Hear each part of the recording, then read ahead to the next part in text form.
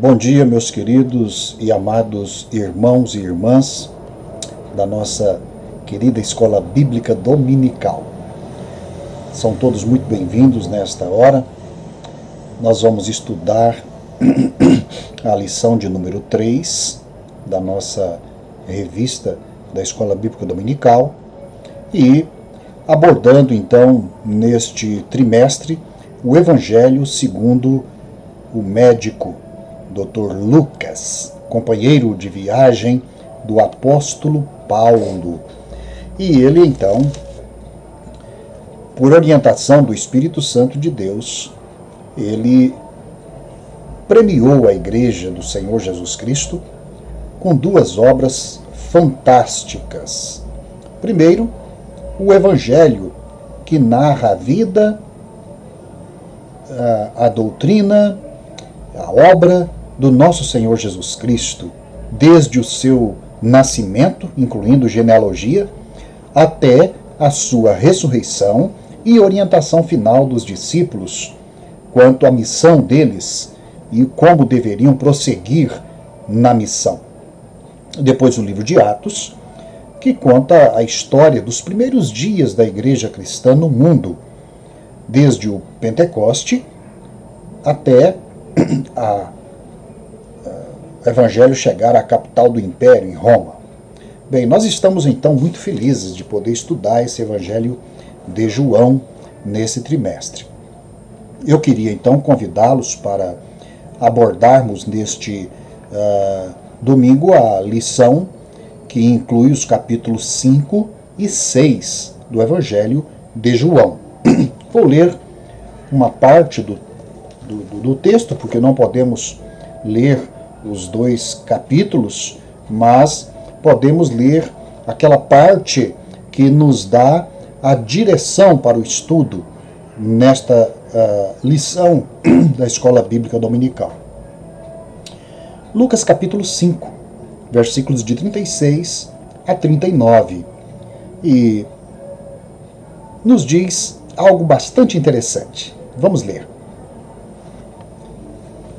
Também lhes disse uma parábola. Ninguém tira um pedaço de veste nova e o põe em veste velha, pois rasgará a nova, e o remendo da nova não se ajustará à velha. E ninguém põe vinho novo em odres velhos, pois o vinho novo romperá os odres, entornar-se-á o vinho, e os odres se estragarão. Pelo contrário, vinho novo deve ser posto em odres novos, e ambos se conservam. E ninguém, tendo bebido o vinho velho, prefere o novo, porque diz: o velho é excelente. Que Deus abençoe então esta leitura para o estudo desta lição. Vamos orar? Pai, obrigado porque o Senhor nos dá a graça de podermos estudar a Tua palavra. Pedimos a Tua bênção por cada aluno e cada aluna, para que o Senhor, ó Pai, abra o nosso entendimento e nos ajude a confiar na Tua palavra e nos ajude a aplicar a Tua palavra às nossas vidas, que sejamos fiéis ao Senhor. Pedimos a Tua bênção em nome de Jesus. Amém. Muito bem. A lição, abordando os capítulos 5 e 6, traz como tema principal o vinho novo, sua doutrina e seu poder. E por que esse título, esse tema? Quem acompanhou durante a semana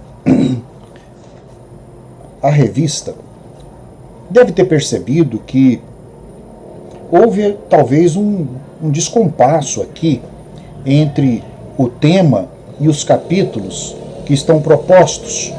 O tema diz o Manifesto de Nazaré, mas este tema se refere ao capítulo 4. Então, parece que na confecção dos estudos para o trimestre houve um descompasso entre o tema tratado e os capítulos anunciados.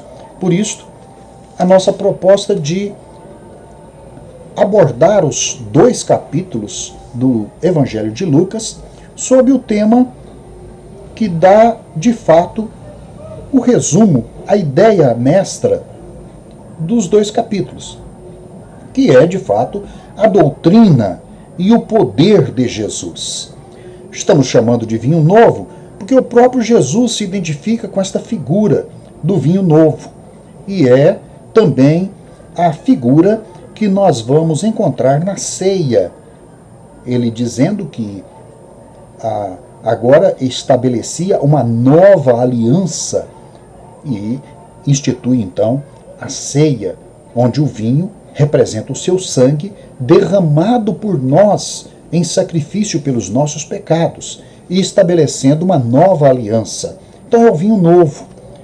Pois bem, na última frase do texto que nós lemos, Jesus faz uma pergunta. Na verdade, ele está repetindo aquilo que, via de regra, iria se ouvir de alguém acostumado a apreciar os vinhos. E a expressão é esta: seria o vinho velho, de fato, excelente, de modo que o vinho novo então não seria bem recebido? Ora, Jesus está fazendo aqui uma afirmação como uma crítica àqueles que acompanhavam a sua pregação e não a recebiam muito bem, dizendo: isto é novidade. Nós não podemos aceitar estas novidades, não é? O Evangelho, de fato, é uma novidade. Ele chegou até nós como as boas novas. Novas, novo. As boas novas são as novas notícias boas, cheias de graça, de verdade, que Deus nos comunica. Nós recebemos de Jesus boas novas. Os anjos anunciaram no nascimento de Jesus boas novas para todo o povo. Então nós estamos diante realmente de algo inaugural, de algo novo, maravilhoso. E então, esta é a razão dessa mudança de título, né, que estamos fazendo. Então a pergunta: seria o vinho velho excelente? Merece algumas considerações. Seria a aliança do Sinai e da lei excelentes, insuperáveis e sem qualquer necessidade de outra melhor?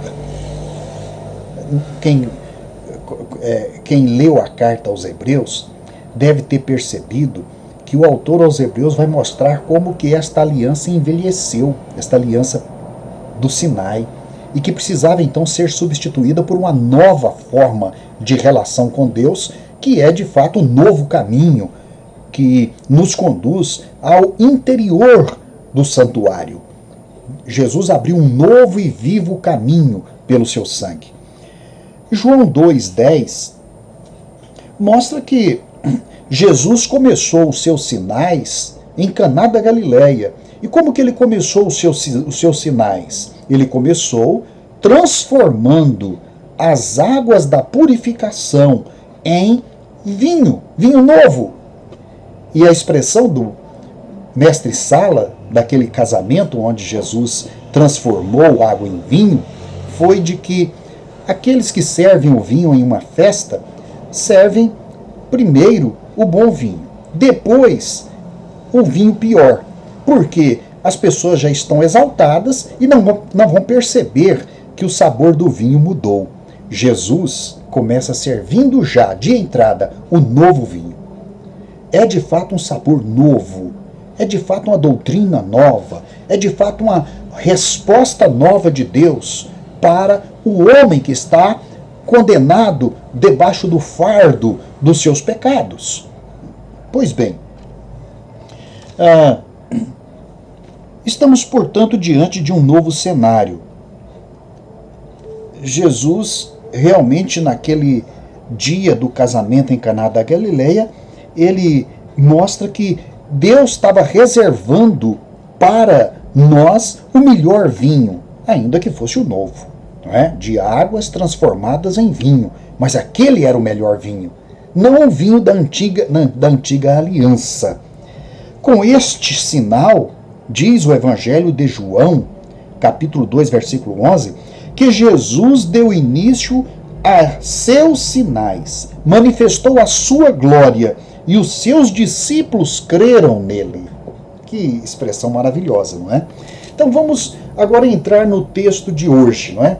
O texto que nós lemos foi exatamente para nos dar a relação deste vinho novo dito aqui por Jesus com o que anuncia João também no Evangelho, mas também para mostrar que Deus estava revelando ao mundo algo novo. Jesus se apresenta aqui no capítulo 5 e 6 como pregador e mestre.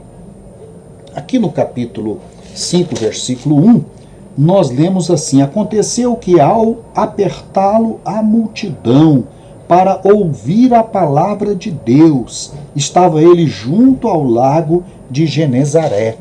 As multidões o apertavam, as multidões o rodeavam para ouvir a palavra de Deus. Então Jesus é o pregador, ele é o mestre que nos ensina.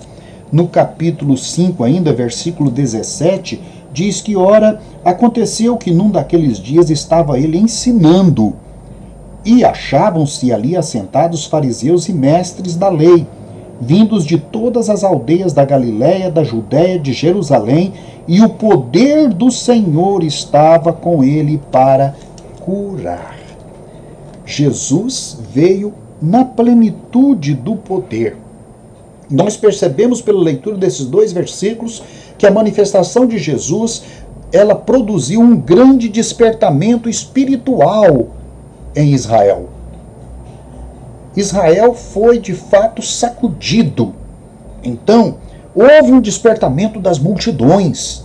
Elas vinham até Jesus com sede, querendo ouvir a palavra de Deus. Traziam seus enfermos para serem curados por Jesus. É o tempo messiânico, é o tempo da graça. Então diz o texto que vieram para ouvir a palavra de Deus e os seus discípulos creram nele. Bem, depois de apresentar então este cenário onde o ministério de Jesus estava se desenvolvendo, Lucas vai mostrar como que Jesus então, dentro daquele despertamento espiritual, vai separar os seus discípulos, ele vai chamar os discípulos. Ele mesmo vai escolher, ele vai vocacioná-los e ele vai nomeá-los. Então, no capítulo 5, versículo 10, diz: à vista da pesca que fizeram, a admiração se apoderou dele e de todos os seus companheiros, bem como de Tiago e João, filhos de Zebedeu, que eram seus sócios. O texto está falando a respeito de Simão e André. Disse Jesus a Simão: não temas, doravante serás pescador de homens. E arrastando eles os barcos para a praia, deixando tudo, os seguiram. Olha como que a palavra de Jesus e as obras de Jesus moveram o coração daqueles pescadores e eles abandonaram as suas redes para seguir a Jesus. No verso 27 deste mesmo capítulo 5, diz que passadas estas coisas, saindo Jesus à rua, viu um publicano chamado Levi, assentado na coletoria, e disse-lhe: segue-me. Só isto, segue-me. E então ele se levantou, deixou tudo ali e seguiu a Jesus. Este era o modo como Jesus chamava os seus discípulos. Ele não fazia um apelo rodeado de argumentos e mostrando vantagens ou tentando convencê-los. Não. Ele dizia uma palavra: segue-me. e eles o seguiram. Então, aconteceu isso com os pescadores, aconteceu isso com o publicano, e depois de todas estas coisas, então, Jesus nomeou os apóstolos. E no capítulo 6, versículos de 12 a 16, nós vamos encontrar um fato muito marcante nesse momento da história e ministério de Jesus. Diz o texto que naqueles dias retirou-se para o monte a fim de orar e passou a noite orando a Deus. E quando amanheceu, chamou a si os seus discípulos e escolheu 12 dentre eles. Não haviam só 12, haviam muito mais, mas ele escolheu 12, os quais deu também o nome de apóstolos. Esses são os verdadeiros apóstolos. Simão, a quem acrescentou o nome de Pedro, André, seu irmão, Tiago e João, Filipe e Bartolomeu, Mateus e Tomé, Tiago, filho de Alfeu, e Simão, chamado Zelote, Judas, filho de Tiago, e Judas Iscariotes, que se tornou traidor. 12 apóstolos. Passou a noite em oração. Ele passou a noite buscando a direção do Pai, para que todas as suas escolhas fossem realizadas com o objetivo de cumprir as Escrituras.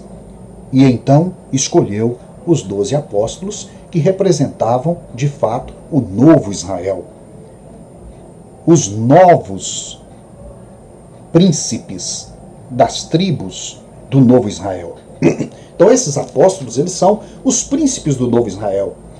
Eles são os fundamentos da igreja que se espalhou por toda parte. Nós temos uma dívida de gratidão, de admiração, de respeito para com os apóstolos, exceto Judas. Judas é uma advertência para nós.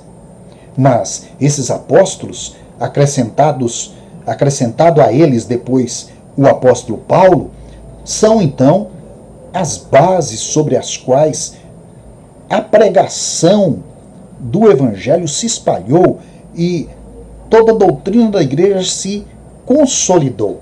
Eles foram os mestres da igreja. Eles foram as grandes testemunhas da vida, do ministério e da paixão de Jesus e principalmente da ressurreição de Cristo para o mundo. Bem, lemos também nesses 2 capítulos quantas curas Jesus efetivou. Então, no terceiro ponto desta lição, precisamos falar de Jesus e as enfermidades. Jesus e os enfermos. No capítulo 5, versículos de 12 a 16, nós vamos encontrar aquele aquele leproso que Jesus curou e tantas outras curas. Ora, não é de admirar que Lucas é um dos mais detalhistas nas curas que Jesus realizou. Por quê? Porque Lucas tinha um interesse especial por estes fatos, não é? Por estes testemunhos de pessoas que foram curadas por Jesus. Jesus, para Lucas, era o médico dos médicos. Jesus, para Lucas, era aquele que veio trazer a saúde, a paz. Ele veio trazer salvação. Ele veio para derramar a sua alma pelos pobres e necessitados. Então, Lucas vai colocar uma atenção toda especial nas curas que Jesus realizou. Seu evangelho é cheio destas curas maravilhosas que Jesus operou por aqueles que o buscaram. E esta do leproso é de fato uma história marcante, porque este leproso chegou até Jesus e ele então ouvia a palavra de Jesus de longe, ele não podia se agregar à multidão, e diz o texto que, estando Jesus numa das cidades, ou seja, a cidade onde o leproso vivia, veio à sua presença um homem coberto de lepra. Ao ver Jesus, prostrando-se com o rosto em terra, suplicou-lhe: Senhor, Se quiseres, podes purificar-me. Aquele apelo tocou o coração de Jesus. E Jesus disse: quero ser limpo. E imediatamente a lepra foi limpa. E Jesus então recomendou que ele fosse ao sacerdote e ele então oferecesse o sacrifício que a lei prescrevia quando uma pessoa conseguia a limpeza de uma lepra, coisa que era bastante rara,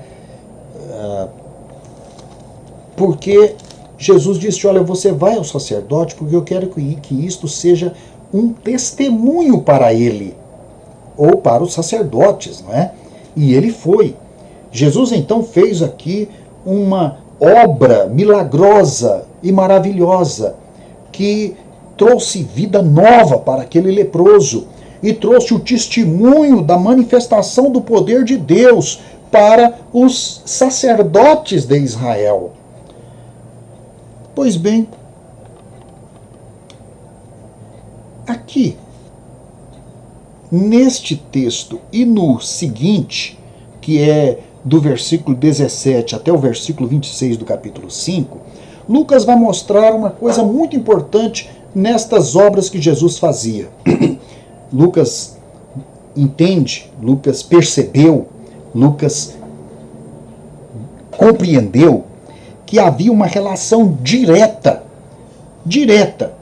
entre a fé na palavra que Jesus ensinava e a cura que Jesus realizava com o perdão dos pecados. A palavra e o perdão mediados pela cura, que no nosso caso é a nossa salvação. Jesus tem autoridade, ou seja, as suas palavras têm poder de operar sinais e curas. Este vinho novo, ele não só traz doutrina, ele traz poder. E um poder maravilhoso que muda a nossa vida, muda a nossa situação, traz esperança, traz liberdade, libertação, traz graça sobre as nossas vidas, traz cura. Jesus tratou as enfermidades, então, com toda a compaixão. Ele nunca desprezou um enfermo que chegou até ele. Ele nunca teve problema em tratar com nenhuma enfermidade, desde a lepra, até uma epilepsia, até um endemoniado, até um louco, uma mulher com impureza por conta de fluxo de sangue, o defunto. Jesus, ele abraçou todos estes. E ele trouxe vida e saúde e bênção e perdão e salvação. Esta é a visão de Lucas. É isto que nós cremos. Nós cremos num Senhor Salvador, cuja palavra não é uma mera doutrina, mas é a expressão do poder de Deus que opera nas nossas vidas.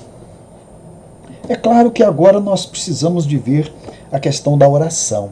Jesus, aqui no capítulo 6, e em outras partes também, Lucas é um evangelista que aprecia de forma bem detalhada a oração de Jesus. Lucas percebia que havia uma relação intrínseca entre quem Jesus era e como ele orava. A oração de Jesus impressionava. Ora, quem de nós passa uma noite toda em oração? Quem de nós passaria 40 dias e 40 noites numa região desértica, sozinho, em lutas e orando? Estes exemplos que Lucas mostra revelam que a relação de Jesus com Deus era uma relação de infinita proximidade e intimidade. Ele tinha um relacionamento paternal, filial, melhor dizendo, com o Pai.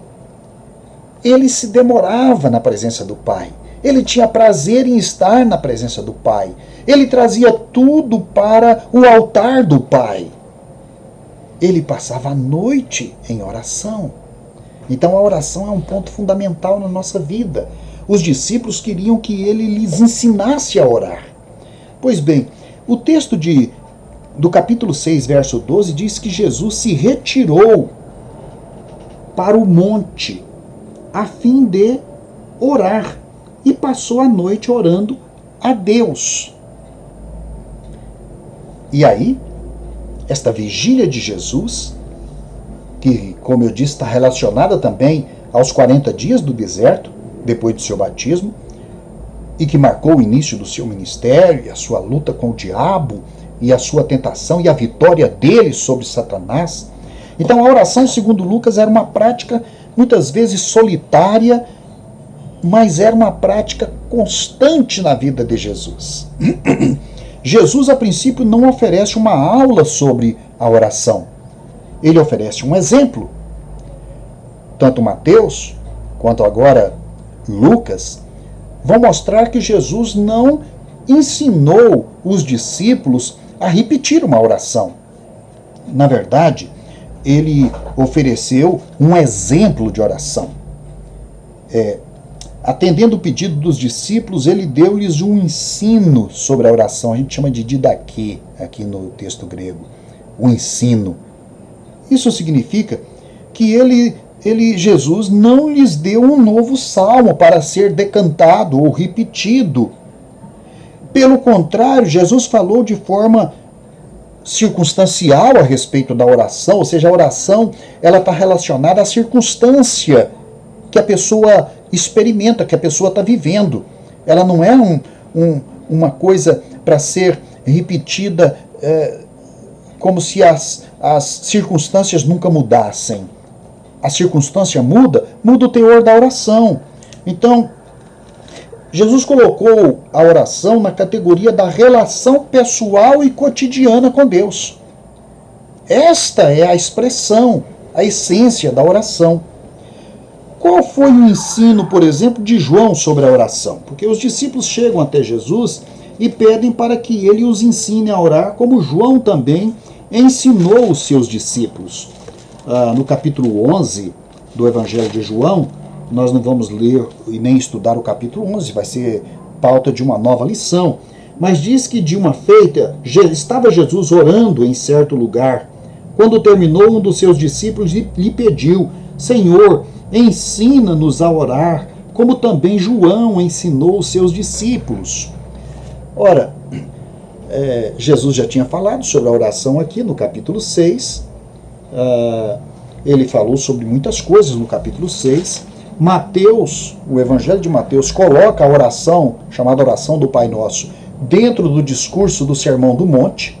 Aqui, Lucas está transcrevendo a essência daquilo que foi o Sermão de Jesus, que equivale ao Sermão do Monte de Mateus. E então, Jesus vai colocar a oração como um fato da vida cotidiana que os discípulos precisavam cultivar. Bem, os discípulos apontam então para João Batista, como João Batista ensinou seus discípulos a orar. Então, Jesus entendeu que deveria também ensinar os discípulos seus a orar. E o ensino de Jesus é simples. Ele dá uma estrutura de oração e não uma oração. As igrejas, às vezes, recitam o Pai Nosso. E muitas vezes a gente está em algum evento religioso onde somos convidados a recitar o Pai Nosso. E algumas igrejas dizem rezar o Pai Nosso. Bem, a oração que Jesus deu não foi com o propósito meramente de ser recitado, mas ele deu uma estrutura de oração. Na verdade, ele deu um ensino sobre a oração, que nós dissemos há pouco, uma didaquê sobre a oração. E o ensino de Jesus é de uma estrutura muito simples, que nós poderíamos, a partir do capítulo 11 de Lucas, do versículo 12 ao versículo 13, esquematizar da seguinte forma: Jesus deu a estrutura, Jesus ensinou sobre a perseverança na oração, Jesus estimulou os discípulos a confiarem na oração, porque ela estava sendo dirigida a um pai que ama, e um pai atencioso, e um pai que responde.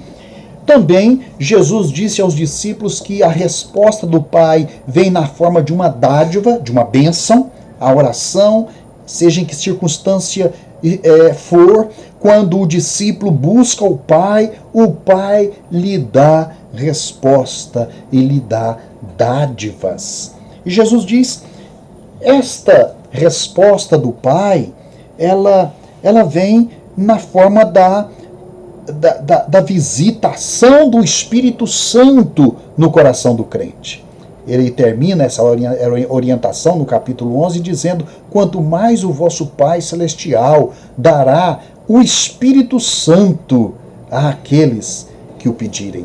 O Espírito Santo, meus queridos irmãos, é quem dá orientação para a nossa vida. Jesus, quando voltou para o lado do Pai, ele disse, eu vos deixarei, eu não vos deixarei órfãos, eu vou enviar o Paráclitos, o Espírito Santo, o Consolador, aquele que estará convosco para sempre, aquele que vai ser a fonte de poder, a fonte de consolo, a fonte de orientação, a fonte de oração, porque Romanos diz que o próprio Espírito Santo intercede por nós com gemidos inexprimíveis, ou seja, na comunhão do crente com o Pai. A sua vida ganha plenitude quando há oração, quando ele ora ao Pai, quando ele se demora junto ao Pai, quando ele deposita na presença do Pai toda a sua vida, todas as suas necessidades, todas as suas circunstancialidades. Nossa vida, elas são uma sucessão de circunstâncias que se alteram de um dia para o outro, de um mês para o outro. E esta sucessão de circunstâncias, às vezes umas mais difíceis, tristes, outras mais fáceis, alegres, enfim, todas estas circunstâncias, elas precisam de ser o motivo para nos colocar na presença de Deus. Oração. Meus irmãos, oração. Às vezes nós não conseguimos orar como Jesus orou. Jesus foi o modelo da oração. Ele excedeu o ser humano infinitamente nesta prática e seriedade da oração, para nos ensinar que nós precisamos de ter uma vida de oração e de comunhão com o Pai. É isto que Jesus veio, na verdade, consolidar, é ser este caminho para o Pai, é ser esta ponte com o Pai, é ser esse mediador com o Pai. Muito bem, nós poderíamos continuar aqui um tempo mais, mas eu queria falar um pouco sobre Jesus e a sua doutrina agora. No capítulo 6, versículo 20, nós vamos encontrar Jesus então. Lucas diz que ele encontrou um lugar de campina, um lugar agradável, e ele então, naquele lugar, ele passou a ensinar os seus discípulos. Depois de escolher os 12, ele curou alguns enfermos, e então, como todos naquela multidão procuravam tocá-lo, porque dele de fato emanava poder e curava, então ele certamente se afastou, tomou alguma distância e aí projetou a sua voz para que pudesse alcançar até o último daquela multidão e passou a ensinar. E o ensino de Jesus é uma coisa maravilhosa. Eu não posso tratar de todo o texto aqui, é muito extenso, não é? Para poucos minutos que nós temos, mas eu queria fazer divisões aqui neste ensino de Jesus, neste sermão de Jesus, que começam com as bem-aventuranças, não é? Começam com as bem-aventuranças e termina com as parábolas. Então, nestas bem-aventuranças, é importante nós observarmos que Jesus, ele nos faz lembrar daquilo que Israel experimentava quando ele ouvia do sacerdote as bênçãos que emanavam e as maldições que eram pronunciadas de sobre o Monte Ebal e Gerizim. Jesus está aqui fazendo digamos, um paralelo, não é? Com estas duas formas de ensino que nós encontramos no Antigo Testamento. A forma da bênção sobre a vida justa e piedosa e a maldição sobre a vida mundana e profana e pecaminosa. Então, a primeira divisão aqui é a inversão que Jesus faz daquela visão judaica, não é? De que a vida do piedoso é uma vida que gera prosperidade. Então, dos versículos 20 a 23, Jesus vai mostrar que as bem-aventuranças, na verdade, elas vão recair sobre os fracos. Não sobre aqueles que já têm tudo, mas sobre os que não têm nada. E ele começa dizendo: bem-aventurados vós os pobres, porque vosso é o reino de Deus. E ele termina dizendo: regozijai-vos naquele dia e exultai, porque grande é o vosso galardão no céu, pois desta forma procederam seus pais com os profetas, aqui em relação à bem-aventurança sobre aqueles que são perseguidos. Então Jesus, ele faz este contraponto com a doutrina que era pregada naqueles dias, e que as pessoas acreditavam que os ricos eram abençoados e que os pobres eram desprezados por Deus. E Jesus vem dizendo: não, são os pobres é que serão bem-aventurados. Depois, ele começa a falar dos ais. O que são os ais? São as desventuras. Então, se na primeira parte ele fala da bem-aventura, aqui ele fala da desventura. Isso é a desventura dos felizes, digamos assim, ou seja, dos prósperos, não é? É o horror para os fortes, o ai. É interessante que a pronúncia da palavra ai, lá no grego, é o ai. Isso nos faz lembrar dessa linguagem goiana, não é? E mineira. Em tudo a gente diz uai, uai, de uma forma alegre, não é? Mas é só para lembrar esta sonoridade, a sonoridade do ai, que vem sobre o rico, sobre o abastado, sobre aquele que se ri dos pobres, aquele que acha que é louvado por Deus porque é louvado pelos homens. Então Jesus diz: o horror virá sobre vocês. Ai, ai significa horror, desventura. Então,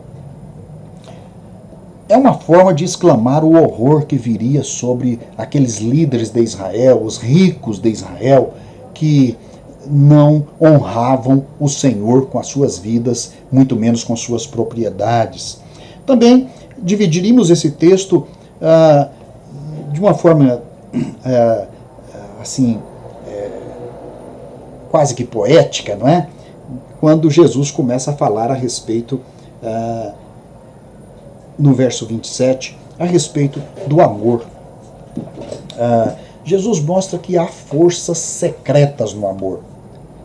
O poder de amar transforma não só a vida daquele que ama, transforma a vida do seu semelhante. Amar produz mudanças. Amar produz transformação. Jesus quer que nós expressemos amor para que as pessoas com as quais nós convivemos, especialmente nossos irmãos em Cristo, se sintam amados. Talvez a maior carência do mundo é a carência de amor. E o principal mandamento que Jesus deixou com os discípulos foi o mandamento: amai-vos uns aos outros como eu vos amei. Então, se o mundo tem esta carência tremenda de amor, o que estamos fazendo?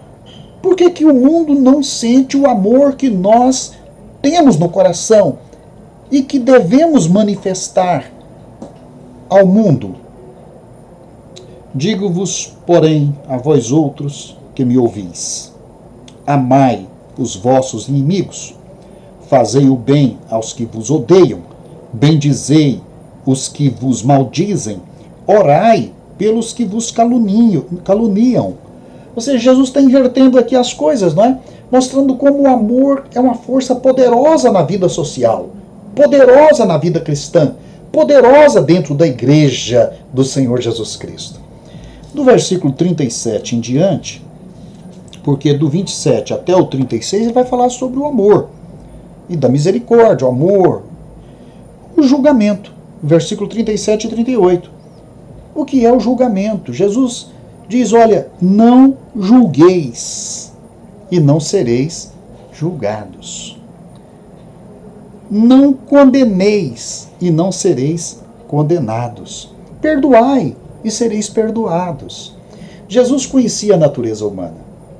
E Jesus sabia que o ser humano ele é muito mais propenso a criticar do que a reconhecer o valor do outro. Parece que o ser humano ele tem assim a natureza voltada para a oposição ao outro, para a crítica, e não para a misericórdia, para a bondade. Então Jesus, nos versículos 37 e 38, ele ensina o crente a transbordar de bondade, de afeto, de honestidade. Dai e dar-se-vos-á, boa medida, recalcada, sacudida, transbordante, generosamente vos darão, porque com a medida com que tiverdes medido, vos medirão também. Olha a importância de nós elevarmos o nível do nosso relacionamento com o outro, do nosso relacionamento em casa, do relacionamento da esposa com o esposo, do esposo com a esposa, dos filhos com os pais, dos pais com os filhos, do irmão com os irmãos na igreja. Elevar o relacionamento, elevar o nível. Jesus quer os seus discípulos generosos, misericordiosos, não julgando ou condenando ou rejeitando o seu irmão ou o seu semelhante, mas o contrário, não é? E também, agora para terminarmos, não é? Dos versículos 39 a 49, que é o restante do capítulo 6, nós vamos encontrar algumas parábolas de Jesus, não é? Jesus conta algumas parábolas agora no final do seu ensino, ali no sermão. Parábolas da vida, versículos 39 a 49. Que parábolas são essas? Primeiro, uma parábola interessante que Jesus usa, que é a do cego que guia os outros. Ou seja, a parábola da imprudência ou da estultice de alguém que toma um cego para conduzi-lo. Este cego que conduz outro, que é cego também, vão cair. Então, Jesus diz que nós precisamos de entender o seguinte: o cego não pode conduzir uma outra pessoa. Jesus pode, ele é a luz do mundo. Jesus pode, porque ele abre os olhos ao cego. Também, Jesus vai usar uma outra parábola, que é a do discípulo e o mestre. Jesus diz que um discípulo não pode querer estar acima do mestre. Ou seja, o discípulo, ele não pode substituir o mestre. O discípulo é sempre o discípulo do mestre. E isso acontece quando alguém resolve trocar o ensino do mestre por algum tipo de ensino ou interpretação do discípulo que diverge do mestre. O mestre é a fonte de autoridade, de direção, e sempre será assim. Jesus vai falar também do fruto e da árvore. A árvore e os frutos. O fruto Jamais uma árvore vai produzir o que ela não está pronta para produzir. Ela vai produzir o que ela é. Não? Então, Jesus vai dizer que não há árvore boa que dê mau fruto. Ele quer que nós sejamos árvores frutíferas. Israel foi uma árvore má. Foi uma figueira que não produziu figos. Que quando Jesus foi até ela, só encontrou folhas. Jesus quer encontrar os nossos frutos. E por último, Jesus vai falar do que se pode esperar do coração de alguém. Então, do coração bom e do seu bom tesouro se tira o bem. Versículo 45. O mal, do mau tesouro, tira o mal. Porque a boca, diz Jesus, fala do que o coração está cheio. Aqui a relação entre o interior e o exterior. O que nós estamos exteriorizando? O que nós estamos, de fato, retirando do nosso coração? Nós precisamos renovar o nosso coração. Um novo coração. Para que ele produza a bondade. E nós possamos exteriorizar a beleza de Cristo que há em nós. Agora Jesus então conclui o seu discurso sobre os fundamentos, né? O homem sábio é aquele que edifica a sua casa sobre a rocha. Ele não vai edificar sobre alicerces tipo areia ou mero chão. Ele vai cavar, ele vai até encontrar a rocha, ou então ele vai embasar a sua construção com pedras seguras e vai construir a sua casa. Então, o homem tolo, ele usa qualquer alicerce. Ele constrói sobre a areia e quando a tempestade vem, a casa não resiste. Jesus conclui o seu ensino chamando o homem a construir sua vida sobre a obediência ao Evangelho e ao ensino que ele nos dá. Crer no Senhor Jesus é crer nos ensinos, na doutrina, nos mandamentos do Senhor Jesus, que é o verdadeiro fundamento para a vida eterna. Pois bem, temos aí então o capítulo 5 e 6 de Lucas, vinho novo é Jesus Cristo, a sua doutrina e o seu poder. Que Deus nos abençoe e que na próxima lição nós possamos então ter um melhor proveito agora dos capítulos 7 em diante do Evangelho de Lucas. Tenham todos um bom dia, que Deus abençoe o seu ensino em nossos corações. Amém.